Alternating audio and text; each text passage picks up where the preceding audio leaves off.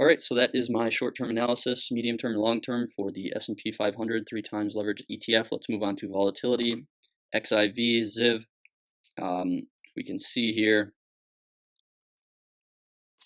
that we came up and broke this resistance line. Therefore, in Elliott wave theory, for the long-term trend, this is a super cycle. We've got our 1 up here, 2, long 3-leg, 4, and I think that we might be in the midst of setting in a 5th wave right now. I'm long-term bullish on XIV. I think it's great simply because it is designed to constantly mature in price as the futures contracts roll over.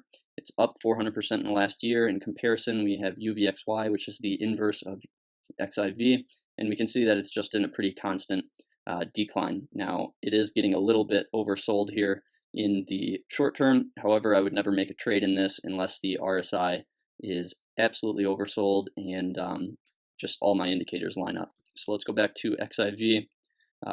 In the medium term, we can see that we are approaching the end of our 5th wave here, and it's towards the top of a channel. For example, this is the top of a channel. It's been acting as pretty solid support and resistance line.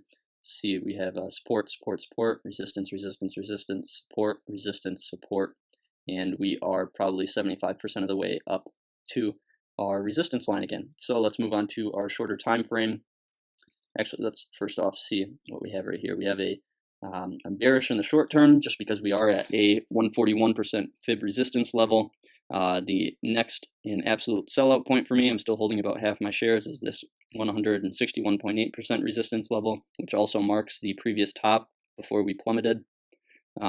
We are on a RSI bull divergence on the 5-minute chart, and we might have a head and shoulders complex top going on. So let's go to the 5-minute and look at this divergence going on. It is a bullish divergence, it looks like.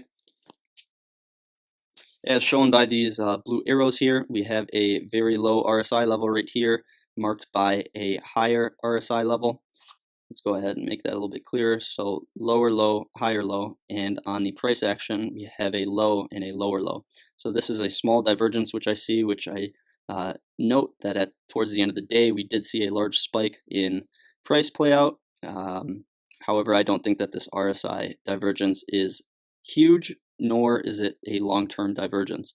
So as far as the complex head and shoulders go, I see these wicks down here of the low as our neckline. So I've drawn out this neckline level right here, and I labeled it, and we can see that a regular head and shoulders top is just the left shoulder, the head, and the right shoulder. However, a complex top is a left shoulder, head, right shoulder, and a right shoulder. We have yet to set in our right shoulder, but for the short term, I have a resistance and support level right here and a resistance and support level right here. This has acted as a resistance level multiple times now. We have it getting rejected here, resistance, resistance, resistance, resistance, resistance, breakthrough, didn't support it, and we have resistance here again. And so therefore my prediction for tomorrow is that we might come in and get rejected off this resistance again, and we might fall through all the way back down. If we don't break the neckline, then I think that this complex head and shoulders is invalidated and we will move up. However, if it does start to turn around, I expect a further price drop than this neckline right here. Complex head and shoulders typically have higher volume on the left side. We can kind of see that right here, although there isn't more volume, I would say, than the right side. But ascending volume is a further indication of breakdown, and we do have a ascending volume trend over here on the right side.